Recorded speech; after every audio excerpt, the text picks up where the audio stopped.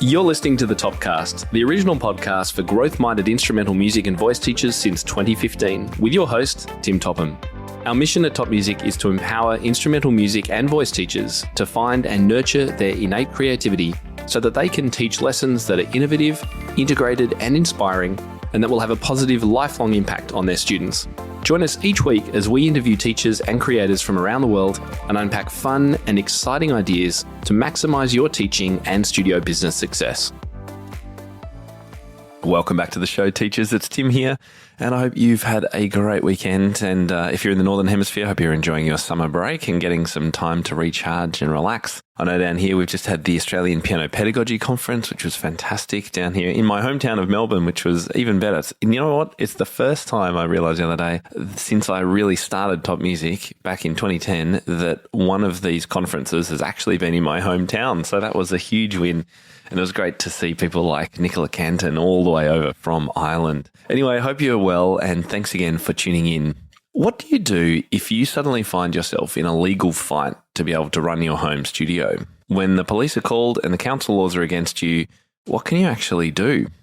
When I got wind that one of our members was having a legal fight about the use of her home as a studio, and it had made the local TV news, I had to find out more and see if we could help. The news article was titled, "Mum Faces the Music, Leads to Change After Discovering Home Piano Lessons May Be Illegal." And you're going to meet Alicia on this episode. It's a fantastic show. If you've ever had issues around laws, bylaws, council codes, or local council area requirements regarding either parking or just running a business from your home, then this is going to be a fantastic episode for you, because you'll not only hear the challenge and how it all came about, but also how Alicia was able to change the law and enable herself to continue practicing and teaching in her house. Alicia said she felt it is so important to be well educated on your own city's laws and codes, and then to stand up for change if needed to support music education as well as entrepreneurs and home businesses. And looking back over the whole experience, she told me, we not only changed the law for our own studio, but for our whole city of Grand Island, Nebraska. It makes me so proud to be able to show my daughter that when you feel like something is not right, you can stand up for yourself and make a change and approach it without needing to put anyone down, showing a strong, positive, moral character. I can't wait to introduce you to Alicia and dive into the episode. But I think this whole thing is a big reminder to everybody listening to make sure you have policies, and strong policies that your students are all aware of, and their parents, obviously, and policies around not only what goes on inside your studio, but what happens outside, particularly as it pertains to parking and drop-offs and all of those kinds of things. Now, of course, it depends on everybody's area, and that's why this is so important. Every local council area has different laws in regard to how many people you can have in your house, whether you can run a home business, whether you need a license for it or some kind of piece of paper. So just make sure you're aware of what's going on. And as Alicia says, if something doesn't seem right, then you have the right to try and change things. My guest today, Alicia Glaser, is the owner and instructor at Glaser Music Studio located in Grand Island, Nebraska. She lives with her husband of 15 years, Brian, their 9-year-old daughter, Elena, and energetic dog, Grace. She and her husband love spending their weekends attending gymnastic meets and softball tournaments for their daughter. Alicia's been teaching music education for 15 years. 13 of those were spent in the K-8 general music classroom setting, as well as private lessons. For the last 2 years, she has been solely teaching in her private studio. She's obtained level 1, 2, and 3 Orff certifications and adapted her Orff training to fit the needs of her group piano, ukulele, guitar, musical theatre, and pre-K music classes.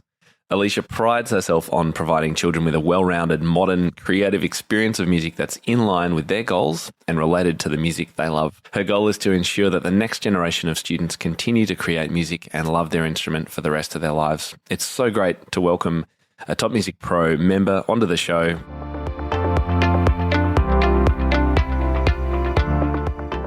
Well, welcome to the show, Alicia. It's great to see you again. You too. So good to hang out with you at the MTA in Atlanta this year. Did you find that a valuable experience for your studio and your teaching?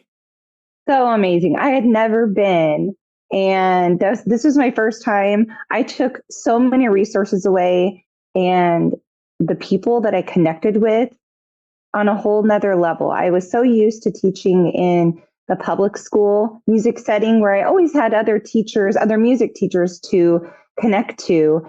and seeing so many piano teachers there, especially group piano teachers. And I'm looking at their resources, and I feel like I can bounce ideas off people now. And it's just so amazing. I've never been. I can't wait to go again. Even have ideas brewing about if I would present for something. I don't know. Yes, why not? You absolutely should. You've got lots to share. Well, and we're going to dive into one issue that you can definitely present on in the future now. And as I mentioned in the intro, when I got wind that one of our members was having a bit of a legal fight about the use of their home studio, and it had made the news, TV news as well, I was keen to see what we could do to help. And as it turns out, you had everything in hand, which is amazing. And I'd love to chat a little bit more with you about your Top Music Pro member experience a little later on. Is that okay? Definitely. Fantastic. All right. So wait, before we go into what happened, why don't you tell us about your studio? So you've already said you used to teach in schools and then you started a home studio. So just tell us a little bit about your background before we explain what actually happened. Definitely. Well, I have taught music education for 15 years now, and I taught in the public school setting for about 13 years. And I had private students probably half of that time at least. And my studio started growing, and I was trying to accommodate the needs of them, plus my family, plus having a full-time job in the public school setting. And I stumbled across your website and saw all these amazing benefits of how to grow your studio and how to really optimize my time, and started implementing that while I was in the public school setting, drastically improving how many students I had in my studio. And then after a couple years, I said, you know what? I think I can do this as a full-time job. I think I'm going to do it. And my husband's like, I believe in you. You got this. And now in my studio, we have group piano, ukulele, guitar, preschool music fundamentals, musical theater, percussion, have a few violin students at the moment, lots of voice students, and we're about 150 or so students, and it's my full-time job now. It's amazing. And now, looking back, you must think, wow, I'm so glad I made that decision. 1000%. I don't know how I was physically doing both jobs for so long. And I understand why I was sick all the time. It makes sense. Yeah, that's right. And just recently, you got to tell everyone the exciting news, which is you're going to hear shortly that you have a house that you moved into with a basement specifically for your teaching. But more recently, give us the exciting update. I have a commercial space where I'm also teaching group lessons. And so we're able to teach here in my home and in the commercial space, and even help more students. So it's amazing. Have you started looking to hire other teachers as well to help you then? I'm about there at this point. I do have some of my former students that I hire as my assistants, and they're starting one-on-one lessons. And I might trust them more than other people because I know firsthand what they have as a foundation. And I have students who are looking into going into music education, and they're doing phenomenal. I have about 4 students who assist and then have started doing one-on-one lessons, and they're doing so amazing. You are going to be the best teacher mentor they could possibly have, Alicia. Can I just say? What great teaching they're going to be. All right, let's go through. Tell us what happened. Oh my goodness. Well, it's a big, long story, but very positive ending, I'm happy to say. So I take you all the way back to about November, December of 2023. I was doing my normal teaching, had students in my basement teaching as I always have for years and years and years and years. And I had police officers show up at my house. Never a good sign. Never a good sign. And when I get scared or mad or anything, I just cry. So I was crying and I'm like, my little babies are here. Oh, it was during a lesson. Oh, yes. Oh, gosh. Yes. Okay. So, it all worked out in the end. But so police officers, they said that there was a complaint of traffic in my neighborhood coming because people were taking lessons. And I've lived in this residence for over 3 years. And I lived at a different place for about 4 years. Never was an issue. And they said, hey, this is not a big deal. We just wanted to let you know we have to address this concern. If you just want to maybe chat with your neighbors, see, if they have something specific they, have a certain issue with, and then we can go from there. And the police officers were so kind and I was going to say, that very, sounds very really generous. reasonable. Mm. Yes, they actually, funny enough, they took business cards from me while they came to see. They were very, very nice. And, I thought that was what that was, and went and talked to all my neighbors. They were all very supportive, saying, oh, no, we support you. Everything's great.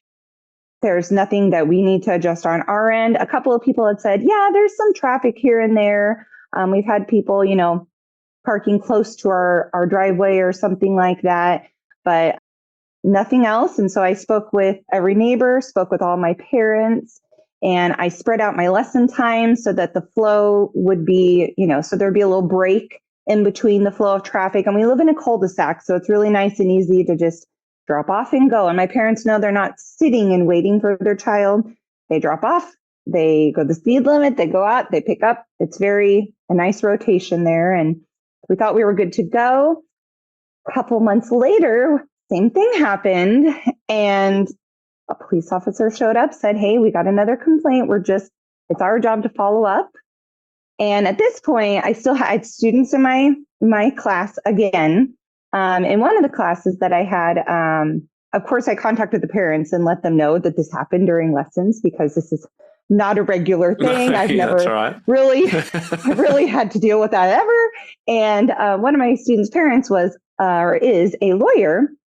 And so I said, I understand people have free speech and they can call and complain about anything, and whatever it is, I want to be able to remedy it. I just need to know what it is so I can fix it. And I said, so can we dig into this some more? Is there any way to find out who it is or what exactly, more specific about we're, getting complaints about? And while we were doing that, we stumbled upon the city code. So there was never a complaint about a code, but we discovered on our end that there is a code in place in my city that you can have 4 students in your home to teach dance and cultural arts, and 1 student to teach music. And we went, I'm pretty sure that music is a cultural art, if not the most cultural art there is out there. And so we took it upon ourselves to draft an application and ask just for the wording to be changed, that music should be included in cultural arts, and went from there on this whole big, long journey of a lot of things. Okay, pause, hold up. I want to come back to a few things. So firstly, when the police officer came the second time, did you say, I've been to all my neighbours, they've all said everything's fine? And he says, I'm sorry, could he say, this is the complaint and it was from somebody else who you haven't spoken to or anything like that? Or do they just say it's the complaint? It's the same complaint. And he said, seems like the same wording, probably the same person. And so I said, I would be happy to do whatever they need, but to my face, everyone's saying it's fine. I mean, so and they can't tell you who it is. No. And could they tell you what they said? They just said they had a traffic complaint. Just traffic. Okay. So I had a map drafted up that, you can park here, you can't park here. Of course, my parents weren't doing this anyway, but don't pull into people's driveways. And the only reason that we thought that maybe this had come up in, late November and December, there was a lot of snow happening in our town. And I think around this time, there was so much snow that the whole town took a day or two to get things really, really cleared off. And we have extra wide streets where people can park on the sides and you can still have 2 full lanes of traffic going just fine. But I think because of the snow, it might have caused more congestion or, kind of like a bottleneck there. So that's all we could think of. And, I was out scooping the snow and the snow city was out. I mean, other than that, we were kind of just guessing this whole time because people weren't saying anything to me. Yeah. And this person hadn't gone and looked at the code and gone, aha, I can get Alicia. because I think there's more than one student at a time. Right. So how do you go about finding out the code or the laws for your local council? So I went to our city hall and I talked to the Code Enforcement and Zoning Commission and really looked up. I mean, there's a lot of things that have been in place for a long time. And There's probably unless still things about horses and stables and I can just imagine. Exactly. Unless someone really digs into it, it probably has been the same for a very long time. And, this was something obviously that was important to me. And then when I looked into this, all of a sudden it was opening all these other possibilities of a lot of people are doing similar things. And this is the way they provide for their family. This is this is the well-being of their family. And I just wanted to make sure it felt not fair that it was music over here and dance and cultural arts over here. I just wanted to kind of make it all encompassing, which I felt like it should be, and kind of go from there. Well, yeah, that I can see the old school approach to music lessons was always one-on-one before group really came in. So that was when the law came out. But dance, you always dance with other people, don't you? So I can understand the background behind it. Okay, so I think one of the other important things you did was talk to your parents about it, because we have a lot of connections with families to people who, I mean, the number of people we teach and all of their friends, you're gonna know carpenters and builders and painters and bricklayers, like all of these people, right? And you managed to find a lawyer, and that person was able to give you a bit of advice about how to approach it. So what was the process? So you found out that there is this code, and you thought, okay, well, maybe if I could get that changed to 4 people, then there can't be an issue with parking, because it's now legal that I can have 4 people. That means 4 cars an hour or whatever it is. Was that the thinking?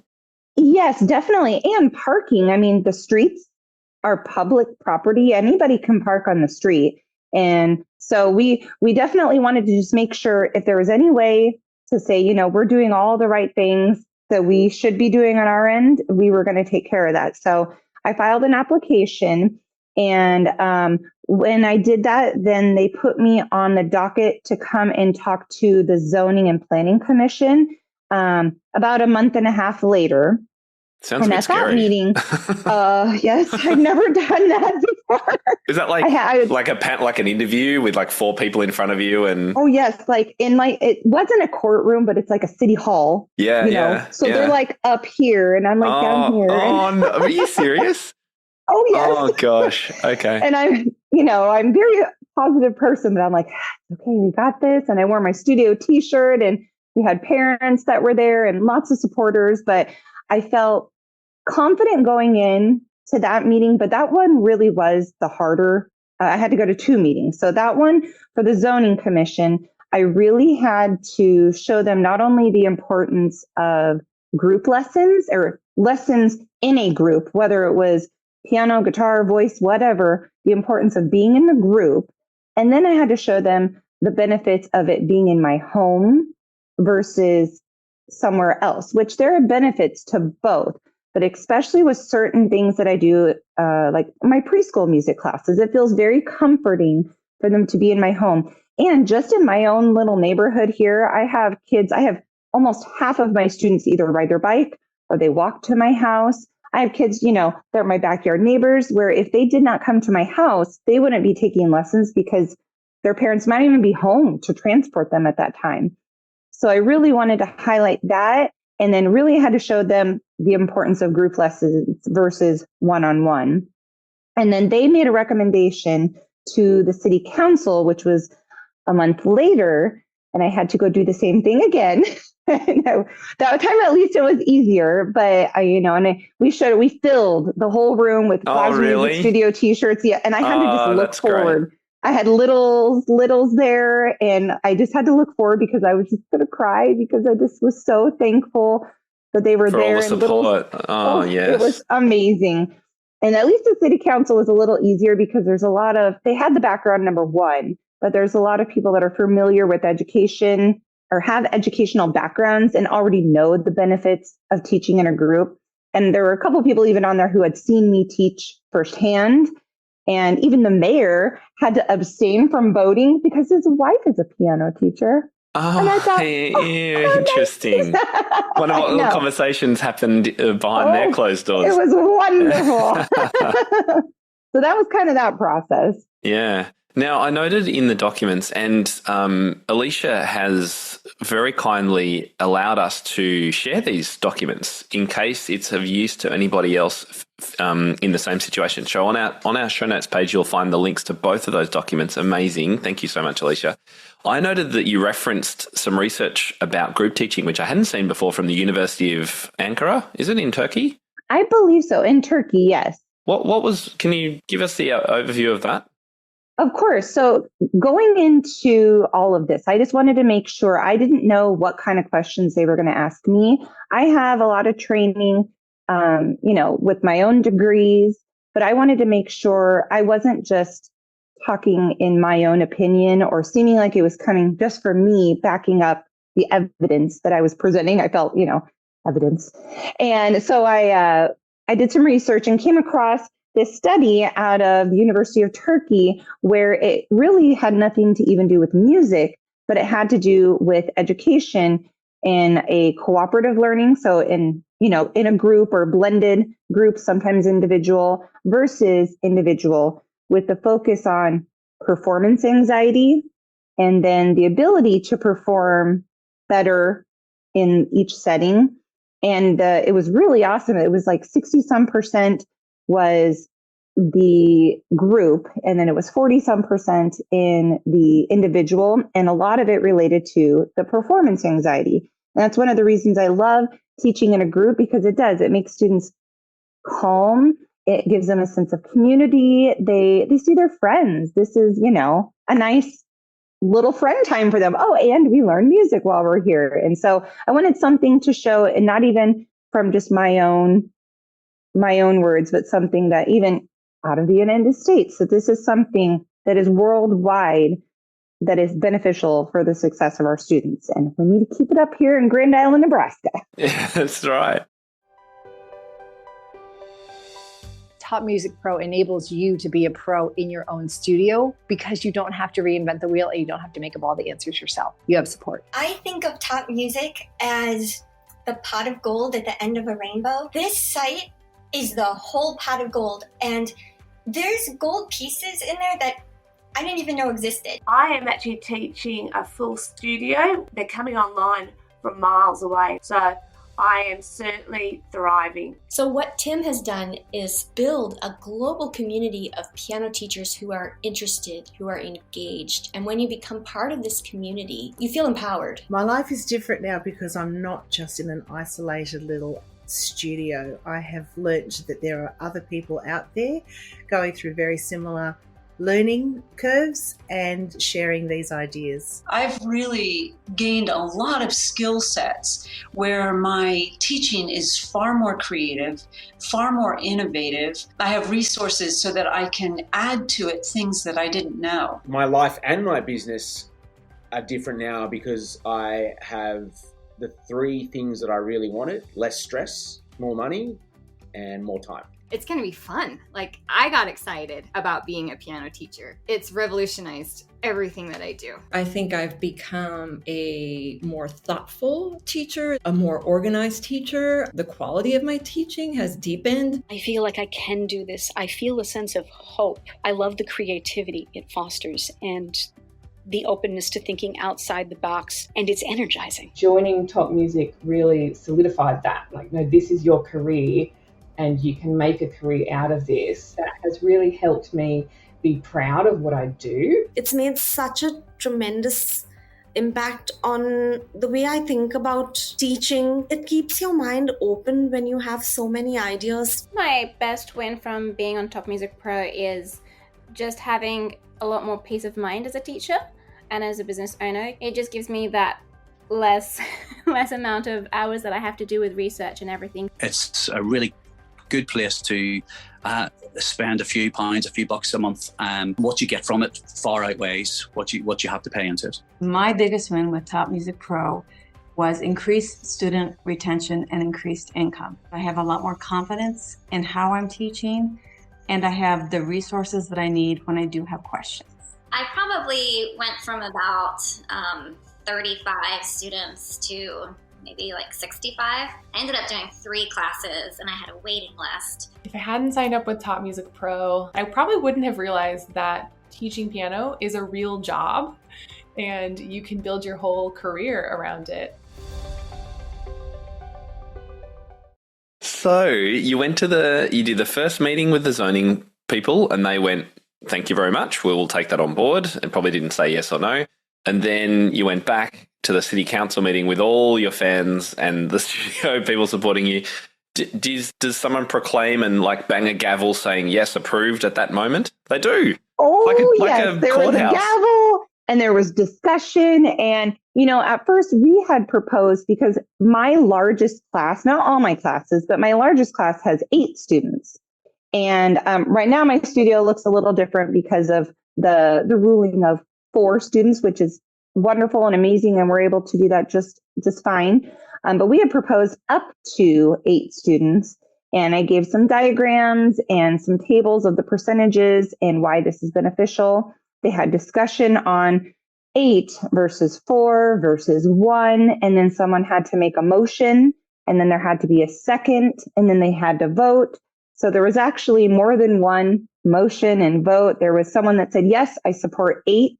And they were very vocal about supporting in-home businesses also. And they said, especially, going back to the pandemic and how a lot of people are still working from their home and never went back to a different setting, and how we need to support that. And then education, and then music on top of that. And there was discussion about that. That didn't have unanimous vote. So they went back and then did 4. And I think they ended up with 4 because it kept it consistent with the music and cultural arts. And I'm very happy with that. And I really was proud to see the people representing my community that didn't just vote really quickly. They really dug in, asked some good questions, whether it was, on opposition to me or not. They asked good questions that really, I felt like they covered all the bases, and they really, really invested time into making a good decision, because this code that's changing is not just for me, it's for all of Grand Island. So if it, I might be able to handle this just fine and organize things very, respectfully and have everything work out. I have the space, but maybe someone else might not, and it might cause an issue. But so they had to be very meticulous and thoughtful about it. And I understood all of that.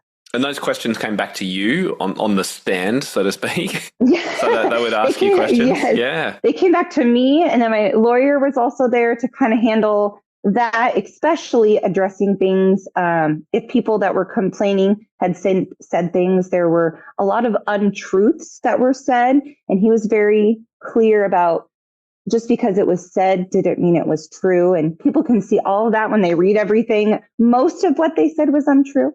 Right. Okay. And was that the lawyer who was the parent from the start? Yes, the parent in the first class that the police showed up. It's like how it all turned out. Did they just help you because they wanted to help you, kind of thing? Because I could imagine for other teachers that could cost some money. Oh, it still cost me some money. But right. Okay. All right. Yes, it would have been a good deal, I imagine, though, because they were supportive. And it was so important that they understood the way I teach. They understand how I run my business firsthand, and having both their children be in my studio was amazing. Okay. So you would recommend would you recommend getting legal advice if you're in this predicament and about to go to a council thing? 100%, because the way that, and I'm so used to having this music world and this music community and parents really be very, very supportive of me, and having people asking these questions that, whether they were, intending in a certain way or not, felt very abrasive. And I was really happy to sometimes defer to my lawyer and say, I feel really comfortable having you answer this so that I know it's exactly worded correctly. And then even just the filing of the paperwork, there was terminology and things that, I don't deal with that. So it was very helpful to have someone. And then the zoning commission, director, he was also answering some questions, and I worked hand in hand with him. And I talked with him a lot too beforehand, before even doing the application, because I just wanted to understand, what I was even doing. So. And how long was the whole process then, start to finish? Oh, it was about 5 months long. Okay. So, yeah. And during that time, did you keep teaching with the 4 students? Were you given an interim ruling to stop or anything like that? No, that's a good question. So when the first time that the police came, they just said, talk to your neighbors. And that was it. There was never a ticket. There was never like a cease and assist. There was never, honestly, I never got any documentation of anything. It was just, hey, we're following up on this, even the second time. And I had talked with my lawyer and I said, do I need to stop? What should I be doing? And he said, unless they come and they formally give you something that says you need to stop, he's like, you're okay. But once we went to that very first zoning commission meeting, we did stop. We didn't even teach 4 at that point, because really that was just a recommendation. So I was just doing one-on-one lessons then. And it just happened to be, a couple of days after my spring recital. And my students just went to district festival. So that was all done. So we're like, okay, this is all right. Okay. yes. So I didn't have to leave anybody hanging. So that was Got good. it. Wow. Well, looking back, I mean, that's been quite an ordeal. I'm sure there's been tears, frustration, worry, concern. There was no guarantee this would go through. So you would have had to change things. I mean, you now have this commercial space where you are allowed to teach more students, but there might have been a point where it was actually like, no, I have to change my whole teaching, or I've got to move somewhere. So how would you kind of summarize what you've learned perhaps from the whole experience, and what would you say to others who might be in this situation? Definitely. Well, we definitely learned a lot about the law, and I knowingly would have never been trying to do things that were, against the law ever. And I learned that there's different zoning for different areas. There's different zoning for what, the exact area of that you might be teaching, or if you're selling something out of your house, if you have an in-home business. There's a lot that goes into it. It's just a matter of a lot of things people don't really know about, so they might not be as enforced. But if someone decided to enforce that, you need to just really be educated on what is okay and what might not be okay, and talk to your neighbors, especially if you have cars coming in, if you have people coming into your house for any reason. I know a lot of people sell many different things, whether if it's music lessons or not. Just making sure that you have everything, all the knowledge before you go and do this. And then really educating the parents that you work with, that what you're doing, and it's, we're going to take this step by step. And that was the overwhelming support from my parents and the families that I teach, that, we will go wherever you go, is what they said. And that was the most heartwarming thing to me. And, it was never my goal to be outside of my house. I'd always wanted to keep everything in my home. And it's going to be great being at the commercial space, but I'm really happy that we are still able to do a lot in my home, because it's not for everyone to go to a commercial space and that kind of a setting. Some people said, well, that's the reason we came to you for lessons, is because it was in your house. And so it's going to be different working that out, but we've been there about a month and it's been working great so far, and there's no limit there. So it really opens doors for other things. Plus we can have our little music family that comes here also. I think it's a great mix. Yeah, it's fantastic. And I think it's a good reminder to teachers listening as well, that while we often think about studio policies in terms of us and what happens in the studio, makeup lessons, all that stuff, if we are all working in a community, we should make sure probably that our policies do cover some of those aspects about what happens outside our door. Would you agree with that thought? Definitely. And that's something, I always addressed parking and traffic for what I thought I covered everything, but outside of my house, I never really looked outside of what could possibly be, because I never thought there was anything else. But I think it's very important to look into that, because you're a business owner and this is your livelihood. And you just want to make sure that you show your parents that you're a responsible business owner, that you follow the tax rules and you follow everything that is involved when being a business owner, including zoning, including everything that could possibly be out there. So it was just really eye-opening. It wasn't a super fun experience, but it was very educational. Yes, very much. And now I really feel even more empowered that I know that I've showed my students, I've showed the families, I showed my own daughter that if you see something that you don't think is right or is unfair, that you can go and you can change that, but you can do it with a strong moral character. You never have to put anybody down.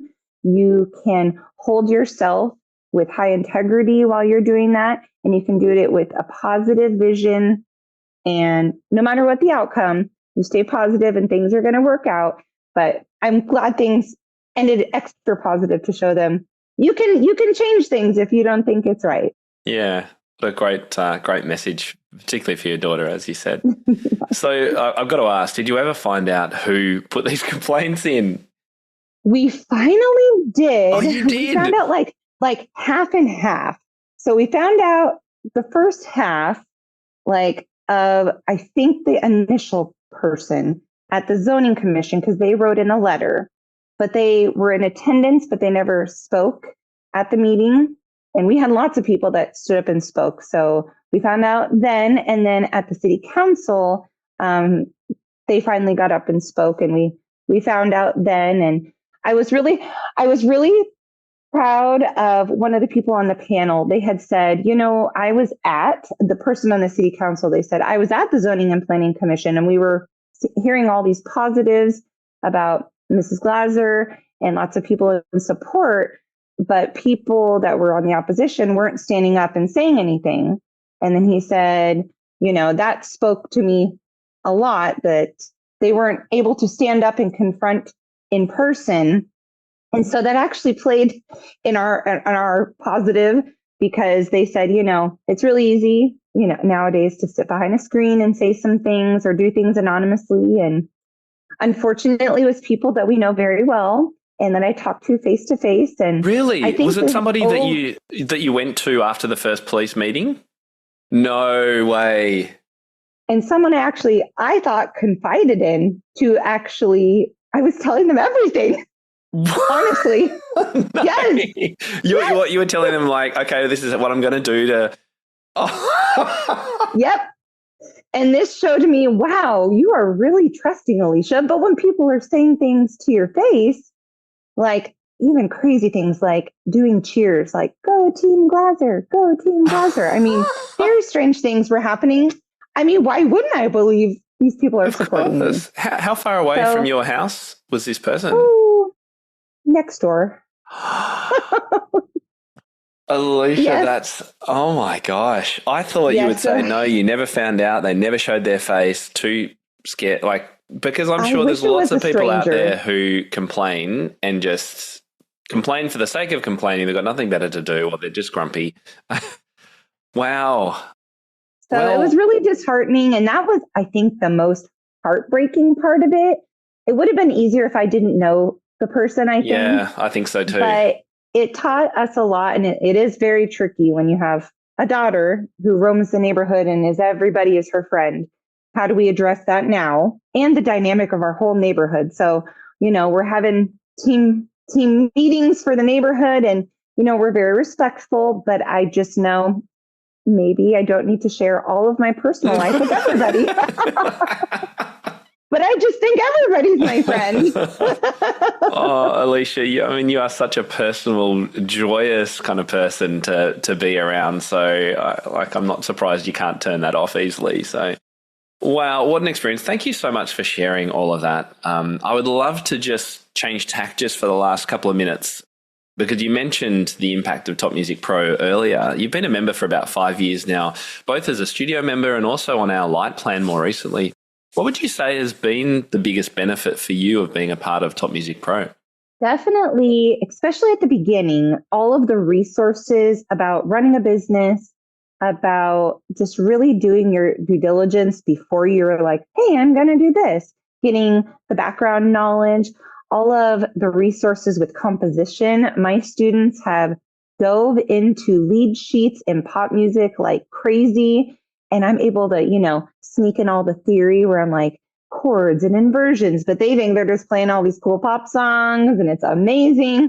We love the top music sheets. And we had 2 songs actually from, I don't know if I'm saying her name right, Raluca Bonjour. Bonjour, yeah. That 2 of my students took to the district festival, and we had to have written permission from her saying it's not in a book yet that they could play it, because usually you have to have a hard copy of that music to take, and just exposing them to all these new compositions, tons of games that are on there we use every single day. And I really found a lot of benefits with the circle of fifths that, I learned about those forever and ever in college, but now it's part of our daily warm up, going through the circle of fifths and transposing. It's like, oh yeah, we're going to put this in a different key. No big deal. And I wouldn't have been able to approach that so seamlessly and like, oh, it's not that hard, guys. We got this. If I didn't see it on your website, and just having that community to talk to also, especially going to MTNA, I knew no one. I went by myself, and I was able to reach out and say, anybody else going? And I felt automatically I had a friend to go and be with there. Yeah. The circle of fifths is a funny one, isn't it? We all kind of experienced it in university, if we went to university or school or whatever. And it was just like a reference for how many sharps and flats to use. And that was kind of it. Even for my own education, it wasn't until I realized the chordal harmonic connection and things that the power of it opens up. And suddenly it becomes actually, well, it's my favorite tool by far in a studio. It's such a great resource to have. It is amazing. We just can't. And honestly, my students pull it out and they're like, okay. And they go to it now as a use for, especially when we're composing. We compose in every lesson. I'm an Orff trained background where we sing it, we dance it, we compose with it, and lots of improvisation. And it just feels like it all ties in with the circle of fifths so well. And it just makes so much sense that I don't think it didn't make as much sense to me when I was learning it. And I'm like, oh, yeah, I could have used that a long time ago. And I think it's great that a teacher of your caliber with 2 locations and 100 students or more having huge impact is still getting benefit on a monthly basis from the resources that we share. I look forward to the email that comes out in the Top Music magazine. And I love listening to the podcast so much. I listened to one about summer camps that's really helped me. And then what one did I listen to the other day about a nonprofit music organization, because I've thought about those things. And just, I feel like as a piano teacher, especially, I feel a little isolated when it comes to finding people who speak my language. And I feel I can just go to a podcast and go, oh, yeah, that's exactly what I needed right now. Or look in the magazine and go, yep, I was just thinking that, especially when summer rolled around and summer camps and things like that. That was very, very helpful. And every time I learned something new. That's wonderful. So thank you so much. And your catch lines, like, don't miss out. I'm like, miss out on what? I don't want to miss out. Oh, I love it. Thank you so much, Alicia. Now, if people want to connect with you, is that okay? And how should they do that? Oh, yes, definitely. I have a Facebook page. It's my private studio ones, but if you send me an invitation, I'll let you in there. Send me a little message about what you do. I have it be private just because I put students' pictures up on there. Mm-hmm. What's it called? Just find me Glaser Music Studio. Glaser Music Studio. Yep. And then you can find me on Instagram. I do a mixture of my own personal life plus my studio on there. What is my Instagram? I put it over here. I think it's Glaser Music or Glaser _music _ Mrs. _G, I think. Okay. I'll type it in there for you. We'll put a link in our show notes if anyone wants to connect with you on Instagram. Definitely. And then you can email me too. That's a really great way. glasermusicar@gmail.com. And then I have my website too, that you can see kind of my own philosophy, how I have students sign up, different summer camps I'm offering, why I do music lessons, and a lot of the wording and the way I put things on is directly from what I learned from you on there. That's great. And that's wonderful to share, because I know other people listening will be like, oh my goodness, she's got this commercial space. Oh, she's running summer camps. Oh, let's find out more. So that's glasermusicstudio.com? Yep. glasermusicstudio.mymusicstaff.com. Fantastic. Oh, that's great. Alicia, I'm so glad we were able to reconnect, and I'm so glad it was a happy ending too. It could have been quite a miserable podcast if it wasn't. Me too. It's been a blessing in disguise, all of it. And I'm very thankful, and I hope we can help somebody else. You never know. Absolutely. Well, congratulations on all the hard work that you put in. Congratulations too on trying to rebuild that sense of community around you with your neighbours. I think that is a real testament to the person that you are. I think that's amazing. I don't know if everyone would do that somehow. So yeah, that's wonderful. I just want us to all get along. Yeah. And hopefully I'll see you at a future MTNA. That was wonderful. I hope so too. Thank you so much.